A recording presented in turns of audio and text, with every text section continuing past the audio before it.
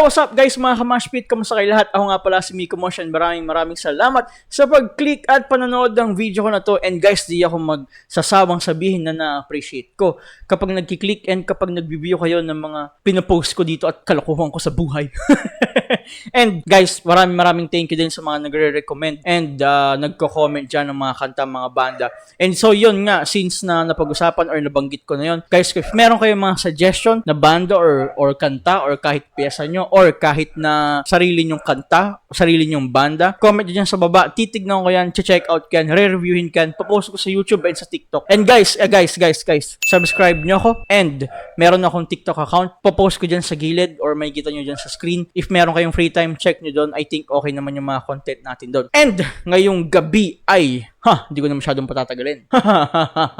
Re-reviewin natin ang bandang Mad Hater Day at ang kanta nilang Labyrinth. Guys, kung fan kayo ng Paramore and Evanescence, magugustuhan nyo tong bandang to. Ang Mad Hater Day ay isa silang OPM band. And na-discover ko ang bandang Mad Hater Day dahil sa bandang Deja Vu and Drive Me to Juliet. And yung dalawang banda na yun is nakikinig na ako sa kanila dati pa. I think 2018, 2016 ata siguro. Dahil isa sila sa mga related bands ng OPM pagdating doon sa dalawang banda na binanggit ko. Doon ko sila discover. And then, nakita ko tong Mad Hater Day.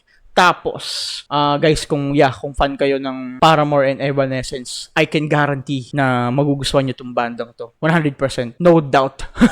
Ang alam ko lang sa bandang Mad Hater Day is isa silang alternative rock, no? Tsaka, I think pwedeng heavy din yung tunog nila. Pero with a touch of Paramore, no? And Evanescence. Yun yung mga pwede nating i-relate na artist sa kanilang dalawa. Kung nakikinig din kayo ng Drive Me to Juliet, ng Save Me Hollywood, and ng bandang Deja Vu, magugustuhan nyo tong bandang Mad Hater Day. Check out nyo guys if may time kayo. Tsaka, ito, re-reviewin natin. Bandang Mad Hater Day at ang kanta nilang Labyrinth. Lyric video. Play ko na. Sana mag-enjoy kayo.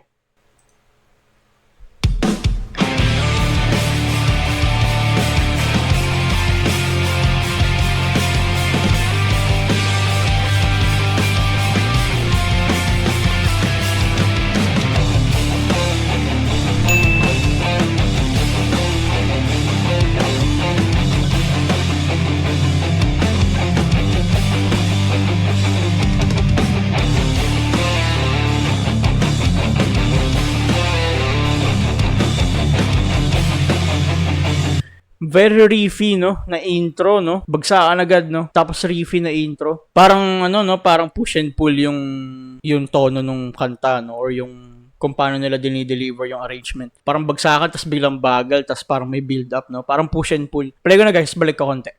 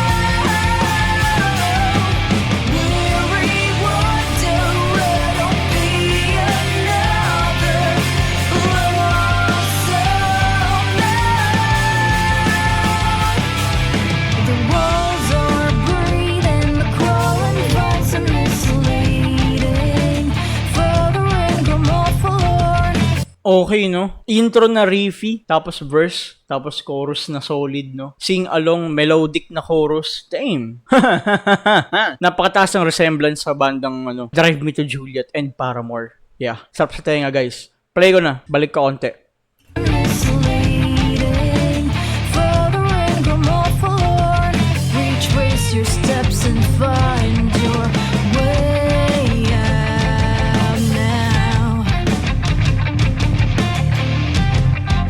Gusto ko yung palm muted, no, sa verse. Gusto ko yung palm muted niya. Nakakagana siya pakinggan. Para sa akin, no? I mean, kung paano, parang, wait lang, paano ko ba siya i-explain na nakakagana? Parang, kumbaga sa akin, yung interpretation ko dun, sa perspective ko lang no? Very inviting, no? Kasi palm muted siya I don't know, parang para sa akin kasi yung palm muted ano siya parang it's a sign na makinig ka dun sa lyrics kasi palm muted yung gitara, tahimik yung gitara. Parang nag-giveaway siya para pakinggan mo yung lyrics and pakinggan mo yung ibang instruments. Yun yung interpretation sa akin ng palm muted na guitar. Play ko na, guys.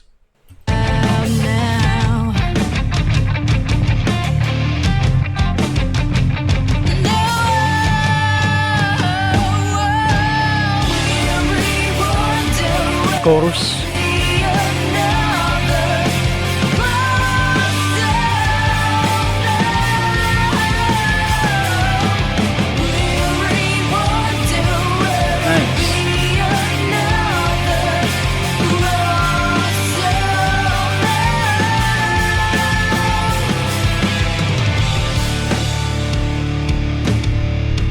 Bridge part. Give me the fucking breakdown. Give me the fucking breakdown, boys, please. Okay, bali intro, verse, tapos chorus, bumalik lang ulit sa verse, tapos chorus ulit na melodic. Sobrang sarap sa tenga, palm muted na verses, no? Tapos heavy na riffy sa intro, tapos melodic na chorus. Perfect, no? Perfect siya para sa akin, no? Para sa fan na ganitong genre. Play ko na, guys, bridge part na.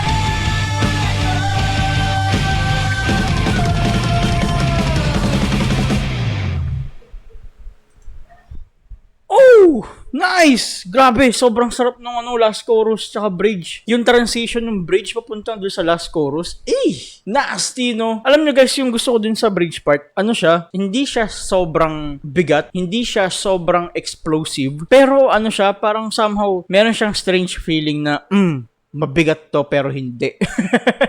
Kasi mabagal, no? Yung slow na follow dun sa cymbals or dun sa crash, sarap sa tenga, no? Satisfying pa din kahit mabagal siya, no? Parang galit na humahakbang. Imaginein mo yung kung paano nila pinoproject yung picture ng lyrics tapos parang naglalakad ng galit, no? Pero mabagal. Parang villain mode, no? Villain time. Tapos yung scream. Yung scream bago pumasok yung last chorus. Sarap sa tenga. Gusto ko yung part na yun. Bandang Mad Hater Day. At ang kanta nilang Labyrinth, no? Galing sa Alice in Distress EP. Woo! Guys, sobrang sarap sa tenga, no? Sarap makadiscover ng mga ganitong klaseng kanta.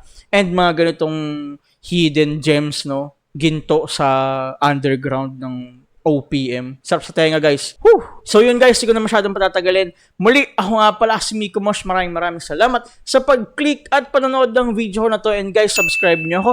And check nyo yung TikTok account ko. I think okay naman yung mga pinapost natin doon. And, kita tayo sa next episode. Bye-bye.